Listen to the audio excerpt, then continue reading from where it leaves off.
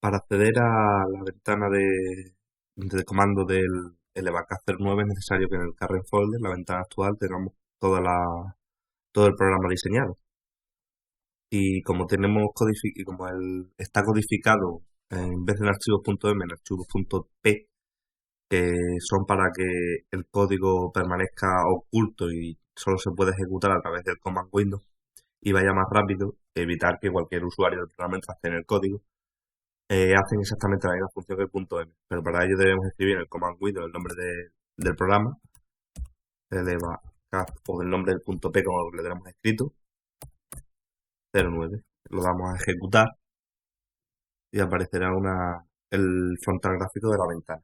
Como bien visteis la última vez, aquí tenemos el 6data, que abre la ventana del cuadro de diálogos para guardar los datos y nos dice que está ocupado. En caso de cancelarlo, aparecerá el tiempo. Lo mismo ocurre en la opción de save. Y para ejecutar algún tipo de operación, lo hacemos a través de Open o Load Data. En este caso vamos a comparar la diferencia que existe entre la caída libre, el efecto de la caída libre con control cinético, que lo vamos a cargar. Esto lleva un tiempo. Ahora la pantalla se contraerá debido a que este programa está programado con un ordenador 4K y la resolución se vuelve más nítido el propio programa, pero se recorta en el espacio. ¿Veis? Ejecutará la planta inicial, que se supone que tiene que ir de la planta 3 a la planta 4, algo que no ocurrirá así en el control cinético. Y aquí aparecerá la ventana que es el zoom de la ventana de trabajo. También vamos a cargar el siguiente. Aparte, también se ejecuta un archivo .m se crea un archivo .m por cada instrucción para guardar una base de datos en memoria y poder reconocerlo cuando entras en los datos de uno o de otro. Ya se cargarán los datos del control del efecto de la caída libre con control escalar. Como veis también tarda un tiempo y ahora vamos a poder comparar las dos situaciones en tiempo real a través del mapa. Bueno, os lo mostraré en principio. Aquí podéis ver que podéis acceder a través de la instalación. Se abrirá esta ventana que te dirá todos los datos que tiene. También podemos entrar a los datos de la máquina, como visteis en la presentación. Y para conocer los resultados podemos obtener el desplazamiento, que se abre un archivo de Block Tools, en el cual está definido de 0 a 30 y podemos interactuar de manera dinámica variando los ejes. 11, por ejemplo. Esta curva en azul cian que tenemos aquí abajo es la máquina como es elementos fijos. Como veis, no se mueve debido a que la máquina se encuentra siempre en el mismo punto. No experimenta ningún tipo de desplazamiento. Y luego este es el desplazamiento que se supone que ocasionaría. En principio va de la planta 10, se supone que tendría que ir, perdón, de 10 metros de altura a 13 y acaba por encima de 7,5 por encima de 6,5. Este es el desplazamiento que se experimenta. El tramo está produciendo descenso, durante el tramo está produciendo un ascenso y otra vez descenso. Vamos a continuar con los resultados. Por ejemplo, la velocidad veis que va a ser bastante equiparable. Aquí está el principal problema del tipo de control con velocidad escalar. Eh, vamos a ajustarlo un poco en la pantalla. Siendo la de color magenta, la velocidad consigna. 1,5, bueno, 1,6 va a ser mejor. El principal problema del control cinético, perdón, del control escalar he dicho antes, no es el control cinético. El principal problema del control cinético es que los errores se acumulan. Es decir, durante este proceso existe un tramo de caída libre, que como podéis ver también se produce, este es el tramo de carga y este es el tramo de caída libre. Bueno, de caída libre no es completamente, es solo un instante. Luego lo veremos comparando las dos gráficas a diferentes escalas. Aquí empieza ya a imitar la gráfica de color magenta, pero la imita desde el punto donde empieza a ser magnetizado, que es esta curva punteada, que es la de magnet. La voy a resaltar con valores más gordos y vamos incluso a cambiarla de color para que la podáis percibir. Aquí empieza a imitar exactamente igual la curva. Y aquí que deja de ser magnetizado, volvemos a tener un tramo de caída libre y durante este proceso se produce el frenado. Vamos a continuar con los siguientes resultados. Aquí mostramos la aceleración de todos los elementos, siendo el azul la aceleración del eje rotatorio, la negra del chasis, el amarillo de la cabina, el verde del pasajero, el rojo del contrapeso y el azul, la cian, es la de la máquina complemento fijo.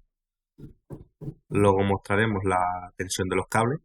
Vemos que tenemos un valor bastante fiable, es decir, en tramos de velocidad constante apenas se produce variación, salvo por el detalle de la transferencia de cable, que va reduciéndose. Esta es la tensión del cable con respecto al chasis, esta es la tensión del cable con respecto al contrapeso. Tenemos aquí la fuerza que no se ve muy bien porque está todo solapado, la fuerza del partido del radio de la polea, el par de la máquina dividido entre el radio de la polea, el par de frenado dividido entre el radio de la polea, el par activo dividido entre el radio de la polea y el par máximo de frenado dividido entre el radio de la polea. Luego tenemos también la opción de la sobreaceleración, que es el jerk, que es el tiro que experimenta. La máquina experimenta aquí un poco de ruido. En realidad solo es relevante el tiro para el pasajero porque es lo que experimenta, la sensación de vacío que tenemos en el estómago, por ejemplo, cuando el avión se pone en marcha. Ya habéis montado alguna vez en avión. Y por ejemplo aquí en los tramos de caída libre se ve que tiene mala sensación, por así decirlo. Luego tendríamos el barrido de frecuencia en un instante de la velocidad nominal. No, miento, en un instante de que se produce el proceso de caída libre. Aquí no es muy relevante, luego será más relevante, por ejemplo, en la comparativa entre pasajero y mercancía. Voy a mostraros ahora los resultados de control cinético veis que es completamente diferente. Tienen las mismas condiciones de partida, con la misma programación, pero actúa de manera diferente. Mira, como podéis ver, el caso de la velocidad, que es una velocidad parabólica,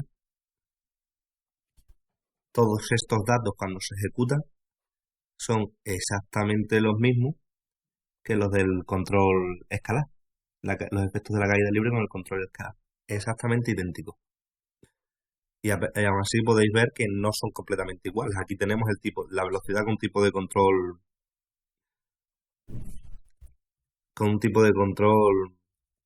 escalar. ¿Qué quiere decir el tipo de control escalar? Que varía el eje de radio de rotación porque compara cada diferencial de tiempo la velocidad consigna con la velocidad real. Y esa aceleración varía, que aquí se va a ver muy bien, porque es la aceleración de la máquina como eje rotatorio. Y veis que hay un ruido ocasionado por el eje de la máquina como elemento rotatorio, algo que no ocurría en el control cinético. Y claro, desde el momento que empieza a actuar intenta parecerse ese resultado e intenta imitar el ascenso. El caso de la máquina como eje fijo permanece igual. ¿Veis? Tenemos aquí el mismo resultado. Un segundo que os quite este problema en medio.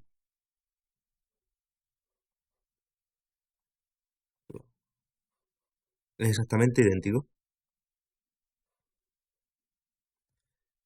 Por el resto de datos son similares, en principio.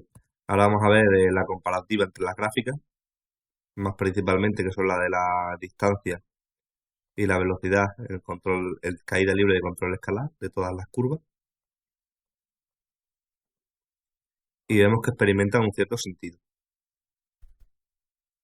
Por ejemplo, aquí tenemos el tipo de control escalar, -1 y 1.1, para tenerlo más visualmente preparado. Aquí no podemos hacer el zoom porque se ha generado esto de manera ingeniosa. un tanto particular. Colocamos una imagen y luego encima colocamos otra en transparente para que quede bien, por así expresarlo.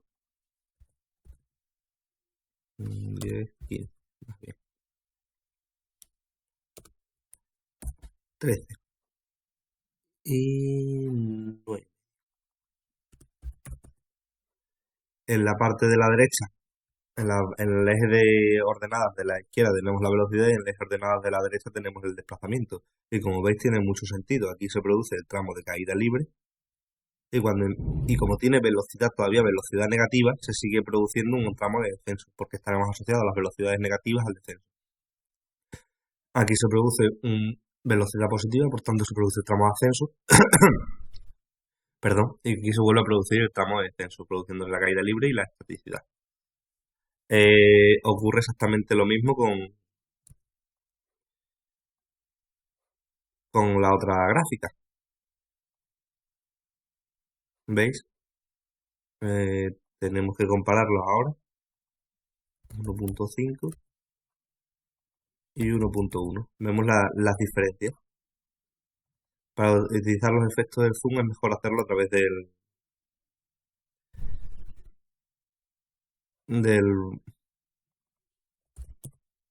de la barra de desplazamiento. De la menú del inspector de propiedades, perdón. No me salía la palabra.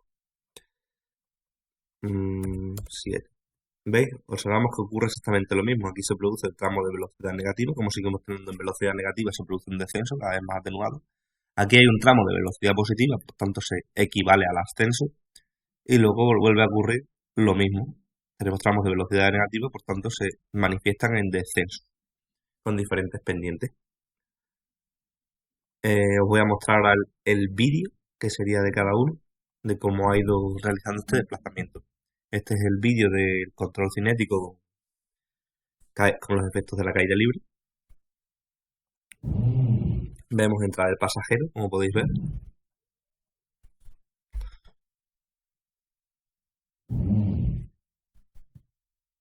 Y se produce el descenso. Ahora entra en la magnetización, se produce un pequeño ascenso, que es el proceso donde tenemos un tramo de velocidad positiva y ahora tenemos tramos de velocidad negativa. Se supone que va de la planta 3 a la planta 4. Y acaba precisamente en la planta 2 por los efectos de la caída libre. El tipo de control con control escalar es diferente. No termina de llegar a la planta, obviamente, por los efectos de la caída libre. Pero tiene más tramos de ascenso. Aparentemente es igual, el tramo de entrada lo realizan igual, pero vais a observar que no es exactamente igual el tipo de viaje. Ahora se produce el ascenso. Veis que estamos poniendo de manifiesto las dos gráficas, sin ningún tipo de problema. Ahora sale el pasajero. El tipo de control cinético generalmente está pensado para tipos de control ideal. Vamos a cerrar curvas para que no nos estropeen y vamos a cargar ahora los efectos del viaje con mercancía y viaje con pasajeros. Tarda un tiempo. La diferencia es en la vibración, que está más atenuada la del pasajero que la de la mercancía. ¿Por qué? Porque el pasajero es un amortiguador natural y la mercancía no. El tipo de control se ha hecho con el tipo de velocidad se ha hecho con un tipo de velocidad exponencial. Es decir, cuando muestre la gráfica de la velocidad, donde estarán las principales diferencias, veréis el problema que existe con el tipo de control exponencial y el tipo de control cinético. Perdón, el tipo de velocidad de control exponencial. Eso quiere decir que como no puede realizar tramos de 0,0 velocidad nula a 1,05 metros por segundo en un instante de 0,3 segundos, lo hacen en espacios de tiempo más dilatados. Las condiciones de partida son exactamente las mismas, de la planta 1 a la planta 4. Exactamente idéntica. Vais a ver que aparentemente no existe ninguna diferencia entre el resultado que se obtiene del control cinético y del control escalar. ¿Ves? Tenemos un tipo de velocidad exponencial y vamos a ir a los resultados. El desplazamiento, por ejemplo, es ya perfecto, por así decirlo. la aceleración, el resto de curvas son más o menos similares a las otras. Tenemos aceleración con tipo de control escalar. Este ruido significa que es tipo de control escalar y que va variando el pad. La tensión del cable también es más o menos similar, con resultados aparentemente lógicos. La sobreaceleración, veis que aquí no resulta tan brusco como resultaba en el caso anterior, sino que está mucho más atenuado, salvo cuando suelta el freno y lo vuelve a accionar. Y es más por parte de la cabina, por parte del pasajero, ¿no? Y luego tenemos la sobreaceleración en el instante 3,6 segundos, que es el instante de arranque. Voy a quitar el resto de curvas para poder maniobrar con más facilidad. Y ahora vamos a ir a los resultados del pasajero. ¿Veis? Esta es la gráfica de la velocidad también. Lo que os decía anteriormente con el tipo de control, el tipo de control, el tipo de velocidad exponencial. Y esta es la velocidad real como se transcurre. Con un instante, aquí tenemos lo que decíamos de que es asintótico, por tanto se intenta buscar la vida. Pero a grandes rasgos, ese es un problema que presenta, pero básicamente lo realiza con resultados satisfactorios. Aquí tenemos la comparación, que aparentemente es igual, algún pequeña, se aprecia leve movimiento de las gráficas, pero a grandes rasgos y diferencialmente plantea el mismo resultado. ¿Dónde viene la principal diferencia? Aquí.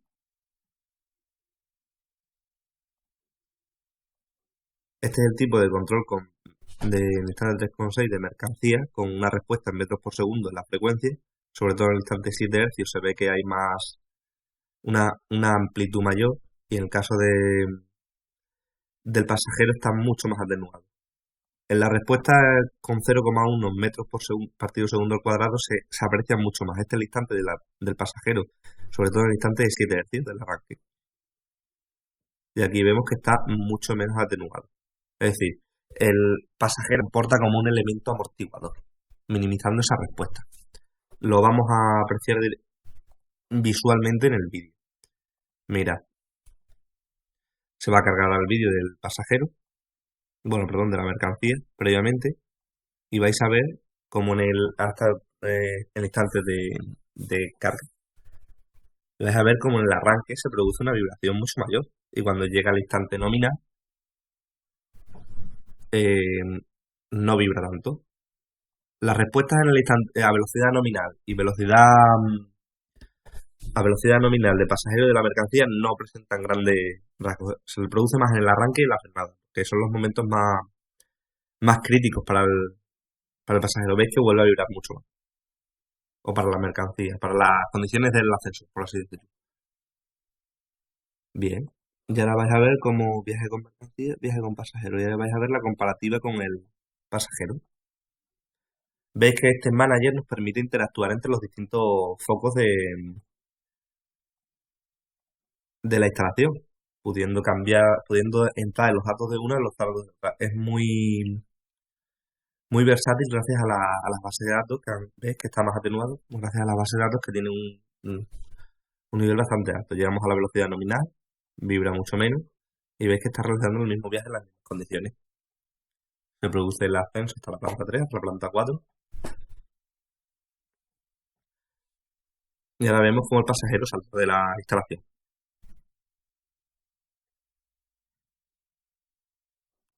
cuando cumple el tiempo establecido. Esta es una cámara solidaria al bastidor, inercial.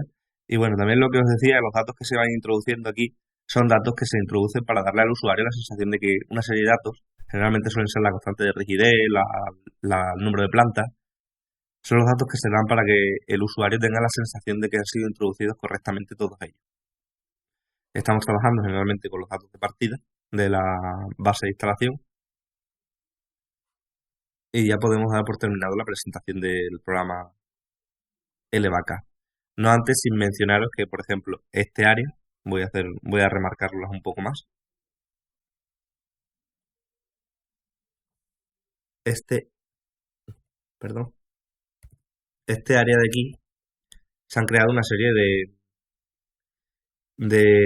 perdón, una serie de bases de datos que están, que se van creando para poder acceder a través de ellos, de las diferentes bases de datos, se van creando para que podamos interactuar con ellos. Es uno de los principales hándicaps que presenta el programa Levacacer 9, que tienes que cerrar una y abrir otra, pero te permite por contra el manejo de todos los datos y todas las variables, que son infinidad de ellas. Cuando lo vamos a cerrar esta base de datos para evitar la saturación, se cierra, como habéis podido ver.